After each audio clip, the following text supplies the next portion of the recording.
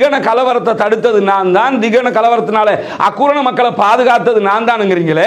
இதே அக்குரணையில சதகத்துல்லா ஹசரத்துக்கு நடந்தது எத்தனை பேருக்கு நினைவு இருக்கிறது? அவங்க இந்த பொய்க்கு எதிராக இளைஞர்கள் கிளர்ந்தெழும் போது பார்த்தீர்களா, இப்படி எல்லாம் செய்யலாமா, இப்படி எல்லாம் பேசலாமா என்று நம்ம வெளியில உட்கார்ந்துகிட்டு கருத்து சொல்லலாமா? அவர்கள் அவர்களுடைய ஊருக்காக பேசுகிறார்கள். அந்த இளைஞர்கள் தான் அன்றைக்கு திகன கலவரத்தின் போது அந்த ஊரை பாதுகாத்தவர்கள். நான் சும்மா இல்ல, இந்த ரணில் விக்ரமசிங்க ஆட்சியில வாரத்துக்கு நான் 11 உயிர்களை பலி கொடுத்தவன். சும்மா 11 உயிர்களை பலி கொடுத்தவன். நான் சொல்றதுக்கு வெக்கம் இல்லையா மிஸ்டர் ரவுஃப் ஹக்கீம் உங்களுக்கு? இப்படி நீங்க பேசலாமா? ரணில் விக்ரமசிங்க என்ன காசாவினுடைய போராளியா? அவர் எதுக்காக அவருக்கு நீங்க பலி கொடுத்தீங்க? அன்றைக்கு ரணில் விக்ரமசிங்கக்காக பலி கொடுத்தீங்க, அக்குரணையில திருப்பி போய் சஜித் பிரேமதாசுக்காக பலி கொடுக்க பாக்குறீங்களா? அப்ப அனுரகுமார பேசும்போது நீங்க அன்றைக்கு அனுரகுமார மண்டையில கொட்டி உட்கார வச்சிருக்கணும். அனுரகுமார பேசியது 100% பிழை. ஆனால் அந்த பிழையை நீங்கள் அன்றைக்கு சுட்டி காட்டி இருக்க வேண்டும். இன்றைக்கு தேர்தல் மேடைகள்ல இதை பேசி சும்மா இருக்கிறவனை இன்னும் கொஞ்சம் இனவாதியா மாத்தி விடணுமா? இன்னொரு எதிரியை உண்டாக்கி விடுற வேலையா இல்லையா இது? நீங்க அப்துல் முத்தலிபை உருவாக்க தேவையில்லை, இன்னொரு ஞானசாரரை உருவாக்காம இருந்தாலே போதும். அந்த வேலையை ஒவ்வொருமே உங்களுக்கு தேவை ஓட்டு. நீங்க உங்களுடைய அரசியலுக்காக இந்த சமூகத்தை பலி கொடுக்கலாமா? அப்ப எல்லா பக்கம் இது மாதிரி ஆக்கள். சரி, ரணில எடுத்துக்கிட்டா இருக்கிறதுல 90% இனவாதிகள் அவரோட தான் இருக்கிறாங்க. அந்த குரூப்பே அங்கிட்டு தானே இருக்குது. அப்ப இங்க பிரிச்சு பார்க்கிறதுக்கு ஏதாவது இருக்குதா? அது மட்டும் இல்லாம பாட்டலி சம்பிக்கை யாரு? சுத்த தங்கமா? அல் ஜிஹாத் அல் காய்தா இந்த நாட்டில் முதல்ல புத்தகத்தை போட்டு இனவாதத்தை தூண்டினது யாரு? சம்பிக்கை இல்லையா? அவரோட நீங்க ஒரு மேடையில ஏறி அவரை தங்கமாக்கலும்டா.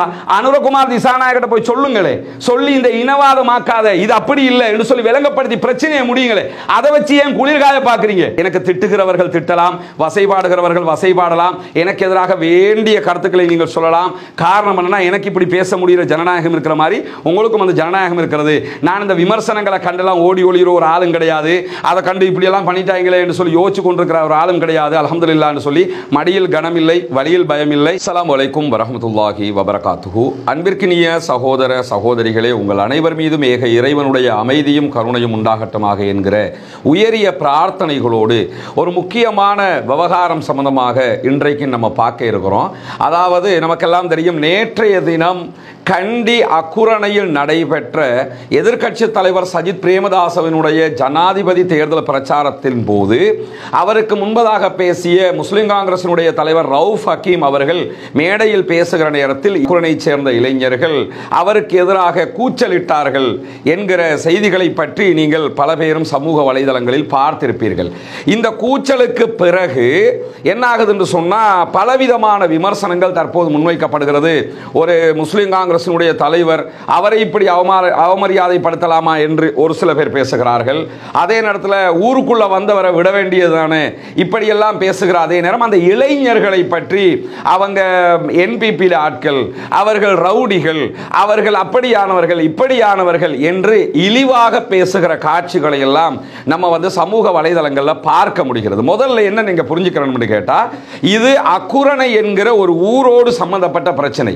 அந்த ஊரை தவிர்த்து இருக்கிறவர்களுக்கு இதனுடைய அகோரம், இதனுடைய ஆழம் கண்டிப்பாக எவ்வளவு தூரம் அந்த மக்கள் நொந்திருக்கிறார்கள் என்பதை நம்மால் உணர முடியாது. அந்த மக்களுக்கு தான் தெரியும் அந்த ஊருடைய நிலைமை என்னங்கிறது. இப்ப ரவுஃப் ஹக்கீம் அவர்கள் அக்குரணைக்கு வந்த விவகாரத்தை நீங்க எடுத்துக்கிட்டீங்கன்னா, அவர் மேல அங்க இருக்கக்கூடிய இளைஞர்களுக்கும் மக்களுக்கும் கோபம் வருவதற்கான அடிப்படை என்ன என்று சொன்னால், ரவுஃப் ஹக்கீம் அவர்கள் மீது மட்டுமல்ல, அங்கிருக்கக்கூடிய பாராளுமன்ற உறுப்பினர் ஹலீம் மீதும் அதே கோபத்தை, அதே விஷயத்தை அவர்கள் காட்டி இருக்கிறார்கள். இப்படி இருக்கும்போது இதற்கான அடிப்படை என்ன என்று சொல்லி பார்த்தீங்கன்னா, அக்குரணையில் இருக்கக்கூடிய மிகப்பெரிய பிரச்சனை தான் அக்குரணை வெள்ளம் என்பது. இந்த அக்குரணை வெள்ளம் 2000ஆம் ஆண்டுகளுக்கு பிறகு இத்தனை ஆண்டுகள் பாராளுமன்ற உறுப்பினராக, பலம் பொருந்திய அமைச்சராக, பலவிதமான பதவிகளையும் வகிக்கக்கூடிய இவரால் இதற்கு எந்த தீர்வுகளையும் கொடுக்க முடியவில்லை. இந்த 2 பாராளுமன்ற உறுப்பினர்களையும்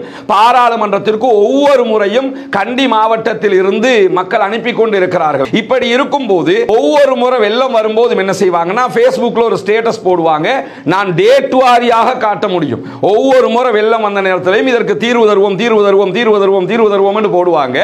அதே நேரத்தில் ஒவ்வொரு முறை தேர்தல் வரக்கிலையும் 2 வருஷத்தில் முடிச்சு தருவோம் என்று சொல்லுவார்கள். நேற்றைய தினம் ஜும்மாவுக்கு முன்பதாக நான் வெளியிட்டிருந்த ஒரு வீடியோவில் கூட அவர்கள் கடந்த காலங்களில் இந்த வெள்ளத்துக்கு தீர்வு தருவதாக சொன்ன ஒரு வீடியோவை நான் காட்டியிருந்தேன். அதை வச்சு சில பேர் என்ன சொல்றாங்கன்னா, கடந்த 5 வருஷமா அவங்க எதிர்க்கட்சியில தானே இருந்தாங்க, அப்படி இருக்கும்போது அவங்களால என்ன பண்ண முடியும் என்றெல்லாம் கேட்கிறாங்க. முதல்ல அந்த வீடியோவில் நான் கடந்த தேர்தல் என்று சொன்னது தவறுதலாக சொல்லியிருக்கிறேன். அது கடந்த தேர்தல் இல்லை, 2015ஆம் ஆண்டு மைத்திரிபால சிறிசேன ஆட்சிக்கு வந்ததற்கு பிறகு நடத்தப்பட்ட பாராளுமன்ற தேர்தல். பின்னாடி போர்டில் நீங்க பாத்தீங்கன்னு சொன்னா அதுல யானை சின்னத்திற்கு வாக்களியுங்கள்னு தான் இருக்கும். அன்பு சகோதரர்களே, இந்த அக்குரணி நகரத்தை பொறுத்த மட்டில்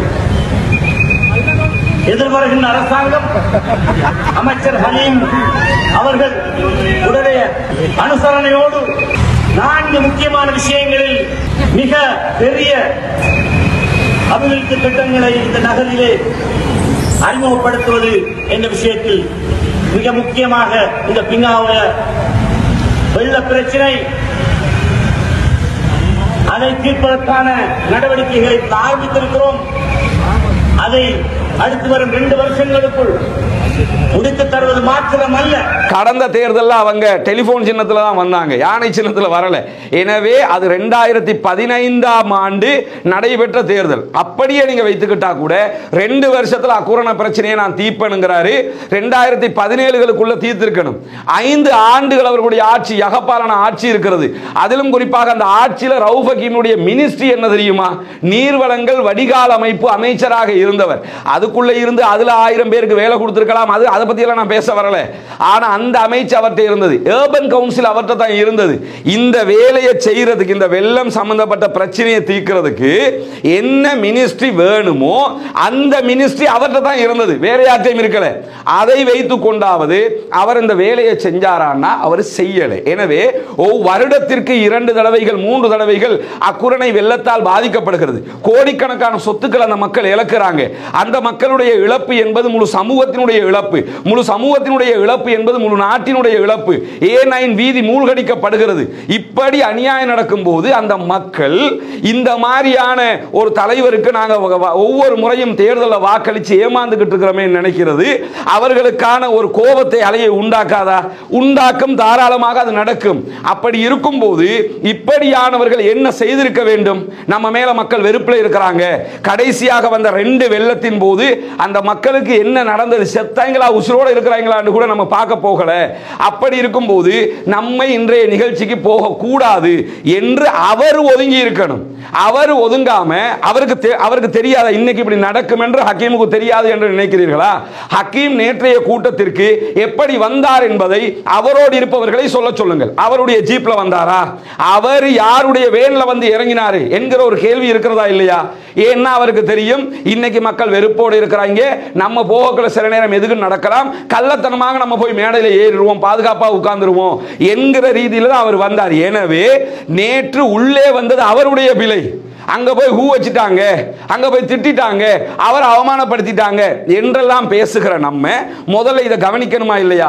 அவர்கள் அன்றைக்கு அப்படி நடப்பதற்கு இன்னொரு காரணமும் இருக்கிறது.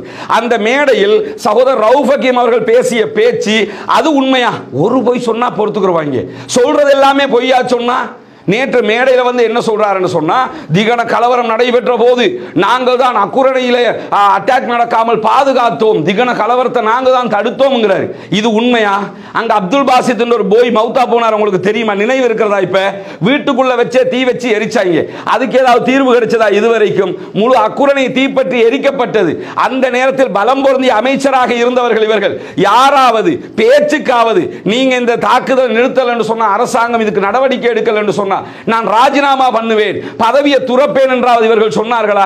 இன்னைக்கு Facebookல என்ன செஞ்சிருக்கிறாருன்னா, சமூகத்திற்காக பதவியை துறந்த தலைவன் இவன் அப்படின்னு சொல்லி அவருடைய Facebookலயே பழைய வீடியோ ஒன்றை ஷேர் பண்ணிருக்காங்க. ஈஸ்டர் அட்டாக் நடந்த போது கலவரங்கள் நடக்கிற நேரத்தில் இவர் உட்பட, ரிஷாட் பதியுதீன் உட்பட, கபீர் ஹாஷிம் உட்பட, ஹரீஸ் உட்பட எல்லா அமைச்சர்களாக இருந்த எல்லோருமே ஃபௌசில இருந்து நாங்க பதவி நீங்குகிறோம் என்று ராஜினாமா செய்தார்கள். அதை ஷேர் பண்ணி விட்டுருக்காங்க. என்னண்டா அப்ப இப்படி எல்லாம் செய்தார்.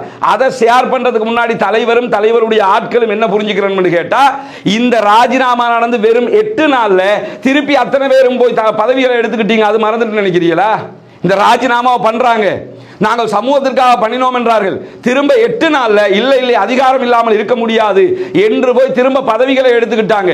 ஒரு வீடியோவை ஷேர் பண்ணும்போது அதுக்கு முன்னாடி நடந்தது மக்கள் மறக்கல என்பதை நீங்கள் புரிந்து கொள்ள வேண்டும். அது மட்டும் இல்லாம அக்குரணை விவகாரத்தில் திகன கலவரத்தை தடுத்தது நான் தான், திகன கலவரத்தினால அக்குரண மக்களை பாதுகாத்தது நான் தான்ங்கிறீங்களே. இதே அக்குரணையில சதகத்துல்லா ஹசரத்துக்கு நடந்தது எத்தனை பேருக்கு நினைவு இருக்கிறது? கண்டி ஜம்மியத் சிட்டி ஜம்மியத் உலமாவினுடைய பொறுப்பாளராக இருந்தவர். அவர் அக்குரணைக்கு வந்து ஒரு வேலையை முடிச்சுக்கிட்டு பஸ்ல ஏறி கண்டிக்கு போய் கொண்டிருந்தவருக்கு பஸ்ஸுக்குள்ள ஏறி பொல்லால அடிச்சு அவர தலையில பலத்த காயம் ஏற்பட்டு ஜுப்பா முழுவதும் ரத்தம் தோய்ந்த நிலையில மருத்துவமனையில் அனுமதிக்கப்பட்டு கடைசியில் வைத்தியசாலையில் வைத்து உயிர் பிரிந்தது சதகத்துல்லா ஹசரத்தை யாருக்காவது நினைவு இருக்கிறதா? அந்த திகன கலவரத்தில் நடந்த அநியாயங்கள் முழு அக்குரணையும் பற்றியது, முழு திகனையும் பற்றியது, அவ்வளவு ஏரியா பற்றியது. என்ன செஞ்சீங்க நீங்க? பதவியாவது ராஜினாமா பண்ணீங்களா? ஒரு மிரட்டலாவது கொடுத்திருக்கலாமா இல்லையா? ஆனா என்ன பண்றீங்கன்னா நான் வந்தேன் நான் தான் தடுத்தேன் என்று அந்த இளைஞர்களுக்கு கோபம் வராதா? அவன் இப்ப இந்த கதையை நீங்க வேறொரு ஊர்ல போய் சொன்னா கூட அக்குர்ண நடந்திருக்கும் போல கண்டில நடந்திருக்கும் போல அவங்க நினைச்சுக்கிடுவாங்க. அந்த ஊர்லயே சொல்றீங்க, அவங்களுக்கு தெரியும் நீங்க வந்து என்ன செஞ்சீங்கிறது. அப்ப இவ்வளவு பொய்யை சொல்ல சொல்ல அவங்க இந்த பொய்க்கு எதிராக இளைஞர்கள் கிளர்ந்தெழும் போது பார்த்தீர்களா இப்படியெல்லாம் செய்யலாமா, இப்படியெல்லாம் பேசலாமா என்று நம்ம வெளியில உட்கார்ந்துகிட்டு கருத்து சொல்லலாமா? அவர்கள் அவர்களுடைய ஊருக்காக பேசுகிறார்கள். அந்த இளைஞர்கள் தான் அன்றைக்கு திகன கலவரத்தின் போது அந்த ஊரை பாதுகாத்தவர்கள். அன்றைக்கு திகன கலவரத்தின் போது அதை விட பெரிய அநியாயம் நடந்திருக்கும். அப்போது முன்னின்றவர்கள் அக்குரணை மக்கள் தங்களுடைய ஊரையும் பாதுகாத்து திகன மக்களுக்காக போய் நின்று, திகன மக்கள் பக்கத்து ஊர் மக்களுக்காக வந்து நின்று, மடவர மக்கள் போய் நின்று அந்தந்த ஏரியா மக்கள் பக்கத்து ஊர்களையும் சேர்த்து பாதுகாத்தார்கள். எந்த பாராளுமன்ற உறுப்பினரும் பாதுகாக்கவில்லை, எந்த கட்சிகளும் பாதுகாக்கவில்லை. நீங்கள் பதவியை கூட ராஜினாமா செய்வதற்கு தயாராக இருக்கவில்லை. அதெல்லாம் அப்ப மறந்தது, எல்லாருக்கும் மறந்துடும் அப்படின்னு நினைக்கிறீங்களா? ரவுஃப் ஹக்கீம் அவர்கள் போகிற ஒவ்வொரு ஊரிலும் நீங்கள் கொடுத்த வாக்குறுதியும் நீங்கள் செய்ய தவறியதையும் கண்டிப்பாக நினைவூட்டிக் கொண்டே இருப்போம். ஏன்னா இனிமேலும் உங்கள்கிட்ட ஏமாற முடியாது. சாணக்கிய தலைவர், அந்த தலைவர், இந்த தலைவர், அதுல வேற என்னண்டா